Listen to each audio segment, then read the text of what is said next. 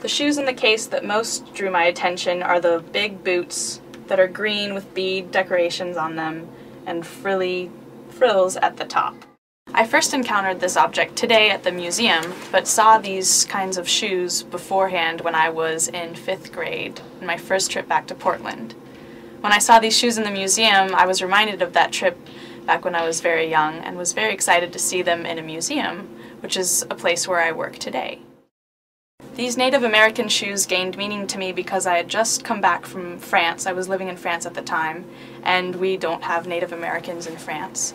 And so I was excited to see these shoes here and how colorful and magical they are.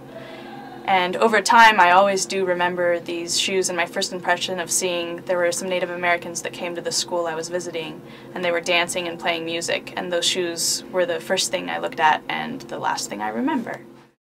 If I could take these shoes out of their case in the museum, I would give them to my cousin, who was there with me that day at the school with the performance of the Native Americans as they danced and showed off their colorful shoes.